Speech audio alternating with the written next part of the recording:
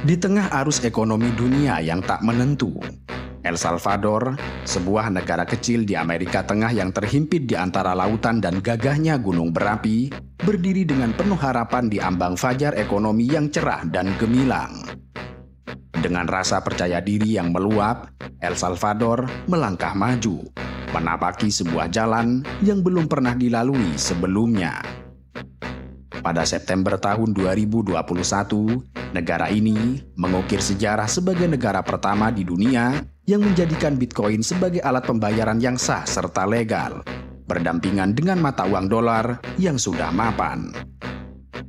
Presiden Nayib Bukele yang terpilih pada tahun 2019 dengan dada membusung penuh percaya diri, mengambil keputusan kontroversial yang dicibir oleh banyak pihak sebagai tindakan yang terlalu berani. Kendati demikian, sang presiden tidak menghiraukan cibiran itu, melainkan sangat yakin bahwa negaranya kelak akan menjadi pusat keuangan dunia melalui Bitcoin sebagai raja yang menguasai mata uang digital. Di tengah keraguan dan kekhawatiran dunia, negara kecil ini berani mendobrak batas, menantang tatanan lama, dan membuka jalan baru menuju masa depan yang penuh dengan harapan. Kendati demikian, langkah El Salvador untuk menjadi pionir di era Bitcoin malah berbalik menjadi bumerang bagi negara tersebut. Beberapa bulan setelah kebijakan penuh ambisi itu diresmikan, El Salvador justru harus gigit jari, di mana negara ini berada di ambang kehancuran ekonomi yang menghantui. Laporan dari Fortune menggambarkan bagaimana El Salvador kini tengah terjerat dalam cengkeraman hutang yang mencekik. IMF memprediksi hutang publik negara itu akan membengkak hingga 96% dari produk domestik bruto pada tahun 2026. Proporsi utang sebesar ini bisa diibaratkan dengan seseorang yang memiliki uang sebesar Rp100.000 di kantongnya. Namun dia harus membayar utang sebesar Rp96.000, yang berarti hampir semua pendapatannya harus tersedot karena digunakan untuk melunasi hutang tersebut. Situasi ini menjadi ironi yang semakin parah, karena ternyata 90% dari seluruh rakyat El Salvador bahkan tidak memahami apa itu Bitcoin, dan kepercayaan mereka terhadap uang digital masih sangat rendah. Demikian ini karena rakyat El Salvador melakukan transaksi jual-beli secara konvensional menggunakan uang kertas seperti umumnya masyarakat di banyak negara lain. Selain itu, nilai Bitcoin yang sempat mencapai $60.000 pada saat pengumuman justru anjlok menjadi hanya $40.000 ketika ekonomi El Salvador mulai goyah. Akibatnya, banyak warga pecinta Bitcoin yang panik berbondong-bondong menukarkan Bitcoin menjadi uang tunai, di mana mereka perlu melakukan perjalanan ke ATM dan perlu memotong biaya admin dengan persentase yang cukup besar. Para pecinta dan pegiat Bitcoin di negara itu yang berharap mendapatkan keuntungan besar dengan membeli Bitcoin dengan harga yang sangat mahal, justru mengalami kerugian mendadak disebabkan oleh nilai Bitcoin yang tiba-tiba merosot dengan tajam.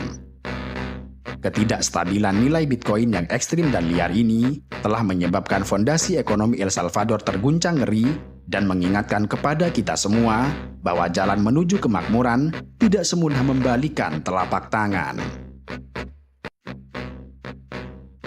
Akibat kebijakan yang oleh banyak pihak dianggap sebagai langkah yang bodoh, Presiden Nayib Bukele akhirnya merunduk di depan IMF, menangis, memohon pinjaman dana sebesar $1,3 miliar untuk menyelamatkan negaranya dari kebangkrutan.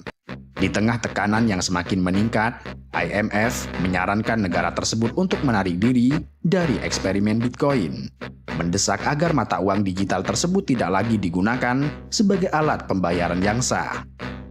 Kendati demikian, di tengah gemuruh desakan IMF untuk meninggalkan Bitcoin, El Salvador tetap teguh pada pendiriannya. Menteri Keuangan El Salvador, Alejandro Zelaya, bertindak bagaikan singa yang terluka, yang siap menerkam siapapun yang berani mengancam kedaulatan negaranya. Dia menyatakan kepada stasiun televisi lokal bahwa tidak ada organisasi internasional yang dapat memaksa El Salvador untuk meninggalkan Bitcoin. Bahkan, Presiden Nayib Bukele dengan berani atau mungkin sedikit gila mengambil sebuah langkah yang mengejutkan bagi dunia. Sejak tanggal 16 November tahun 2022, El Salvador secara rutin melakukan ritual harian yang tidak biasa, di mana negara ini berkomitmen untuk membeli 1 Bitcoin setiap hari. Langkah ini bukan hanya strategi biasa, melainkan sebuah manifestasi dari keyakinan yang mendalam bahwa Bitcoin adalah kunci yang akan membuka masa depan yang gemilang. Dan kini, ketika mata uang kripto bergerak naik turun tak terduga, nilai total Bitcoin yang dimiliki oleh El Salvador telah mencapai lebih dari 400 juta dolar, dengan total 5.700 Bitcoin. Dan di tengah gejolak pasar yang tidak kenal ampun, nilai Bitcoin telah mencapai 70.000 dolar per kepingnya. Seorang kapitalis kawakan bernama Tim Draper bahkan memprediksi bahwa jika harga Bitcoin mencapai 100.000 dolar, El Salvador dijamin mampu melunasi seluruh hutang mereka yang menggunung kepada IMF.